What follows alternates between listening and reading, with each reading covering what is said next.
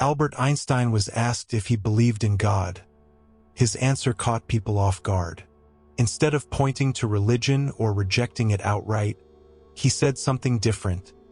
"I believe in Spinoza's God, who reveals himself in the orderly harmony of what exists."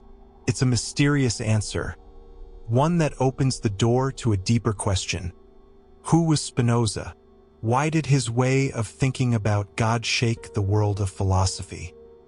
And how do his ideas still shape the way we think about freedom, knowledge, and what it means to live a meaningful life? Well, to understand why Spinoza's thinking was so radical, we have to begin with the world that shaped him. He was born in Amsterdam in 1632, into a Jewish community made up of families who had fled religious persecution in Spain and Portugal. These were people trying to rebuild their identity, a community defined by tradition, structure, and survival. Spinoza grew up immersed in this environment. He was deeply educated in scripture, philosophy, and religious law, and from early on it was clear he was brilliant. But as he matured, something shifted. He became more and more interested in the revolutionary ideas emerging in Europe, the kind sparked by thinkers like René Descartes and Galileo, who were using logic and observation to reshape humanity's understanding of the universe. These ideas opened Spinoza's mind, but they also created a growing distance between him and the religious world he came from. In 1656, at just 23 years old, Spinoza was officially excommunicated from his community. He was cut off not just from religious life but from his family, friends, and cultural roots. The official reasons weren't recorded, but most scholars agree it was due to the radical beliefs he was already forming. Views about God, scripture, and reality that would later define his life's work. That separation, painful as it was, became a turning point. Freed from religious authority, Spinoza chose a quiet life.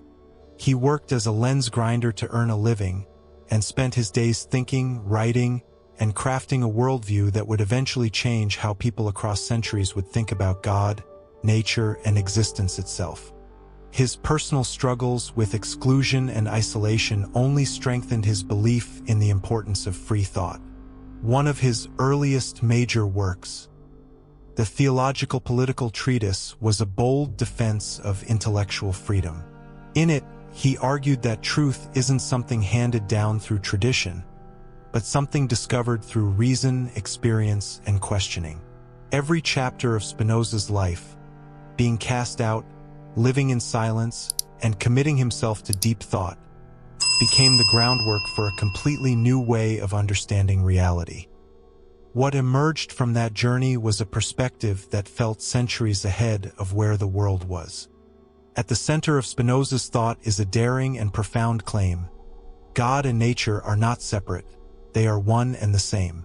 Unlike the more familiar image of a divine being watching over the world from beyond, Spinoza saw divinity not above or outside the universe, but within it, woven into the very structure of reality itself.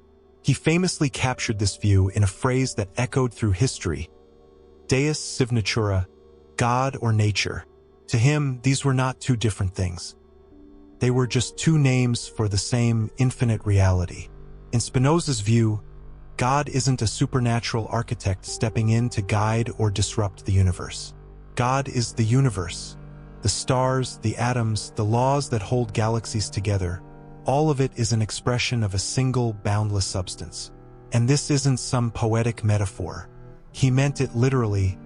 Everything that exists is part of this one infinite being, moving according to the logic of natural law. This idea, what's often called pantheism, was a radical break from religious tradition. It rejected the image of God as a ruler with emotions or intentions, and instead presented a picture of the divine as impersonal, eternal, and entirely consistent with the structure of nature itself. In his greatest work, Ethics, Spinoza lays all of this out with mathematical precision. He builds his argument like a geometry proof, step by step, making the case that there can be only one true substance, and that this substance must be infinite, self-sustaining, and the source of everything. What we usually think of as individual beings, people, objects, even thoughts are, in Spinoza's terms, just expressions of this deeper, eternal unity. Temporary waves rising from an endless ocean. This wasn't just bold, it was dangerous. By collapsing the line between God and nature, Spinoza removed the need for a judging, rewarding, punishing deity. In his system, good and evil aren't cosmic laws handed down by a divine voice. They're human ideas, shaped by context and perspective. The universe doesn't operate on moral preference. It unfolds by necessity.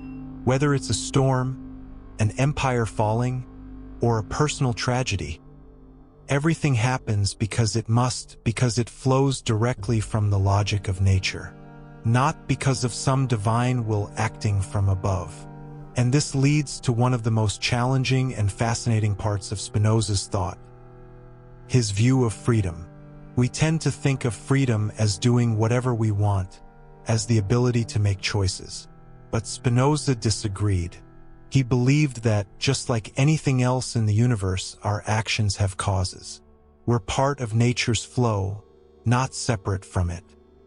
Just as the moon doesn't choose to orbit the Earth, we don't act from pure freedom.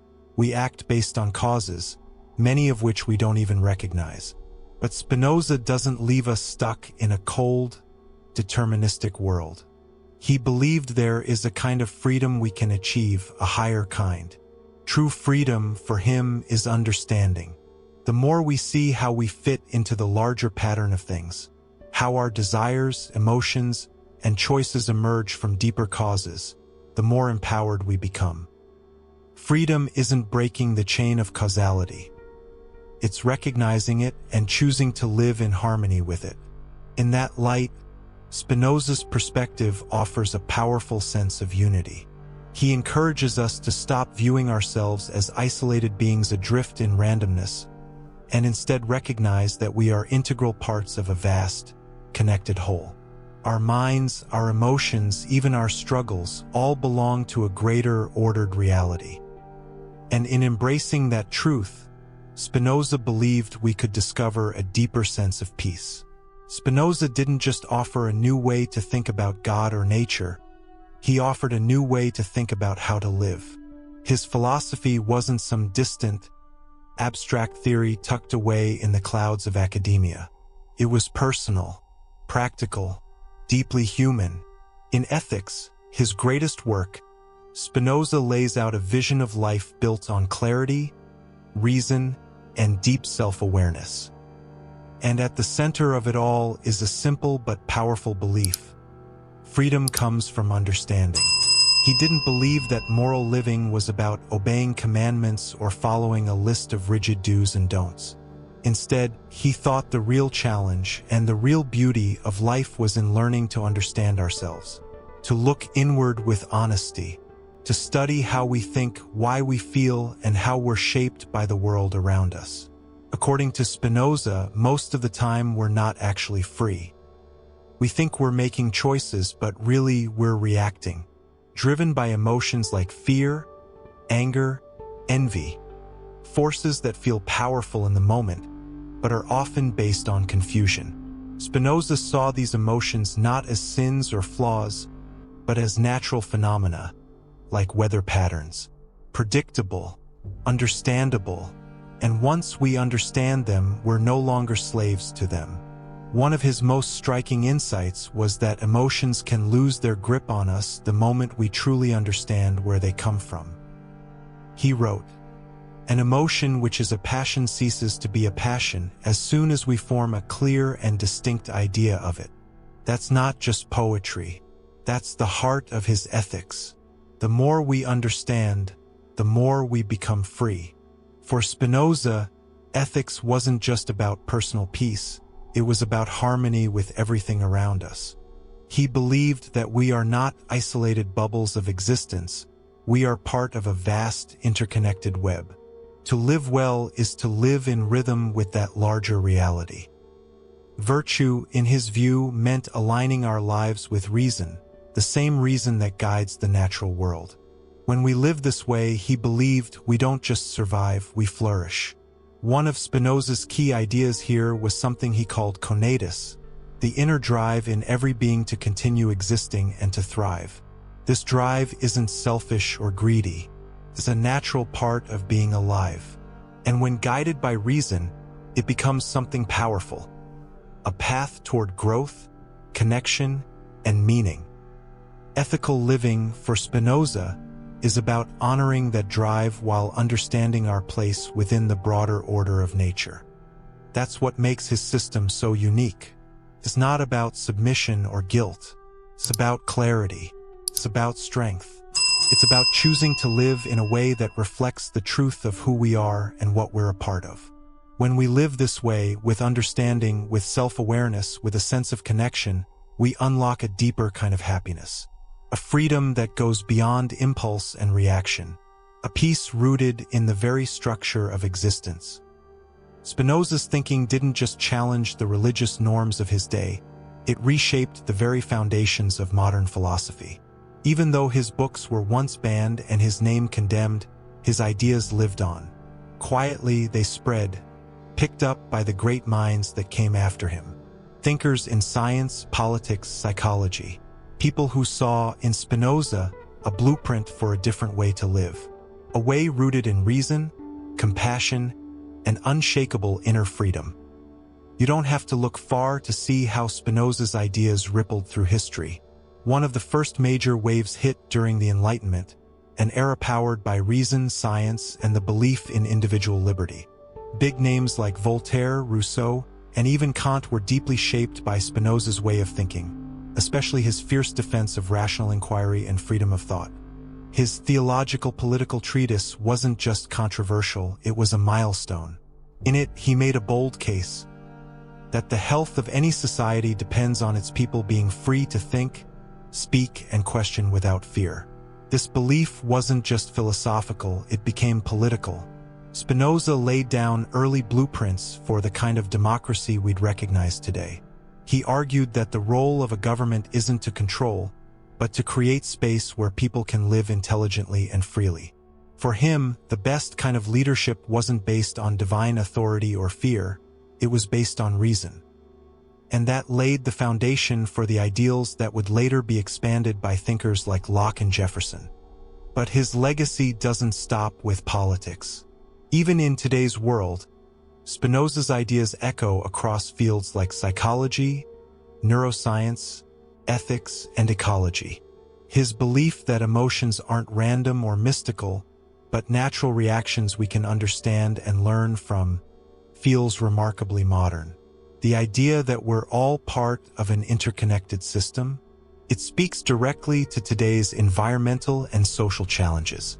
And his emphasis on understanding over control. That's the heart of what many now call emotional intelligence. In fact, his definition of freedom, that it isn't something given by others or taken by force, but something that comes from within through understanding, helped pave the way for later existential and humanist thinkers. Sartre, Frankl, others who, like Spinoza, believed that meaning comes from awareness, not dogma. In a time as fractured as ours, Spinoza's vision is almost healing. He offers an alternative to chaos. Not through blind faith, but through clarity. Not through domination, but through wisdom. He believed that true freedom was found not in escaping nature's laws, but in aligning with them, understanding who we are, how we're shaped, and how to live in step with a deeper order. Happiness, to Spinoza, wasn't something you chase in the outside world. It was an inner harmony, a quiet strength built through insight and balance. And in a world overflowing with noise and information, his call for clear thinking and open exploration feels more urgent than ever. He reminded us that truth can't flourish where thought is restricted, and that society is at its strongest when people are free to question, to wonder, and to grow. And maybe that's the most lasting part of his legacy. Not just the ideas, but the courage to think them in the first place.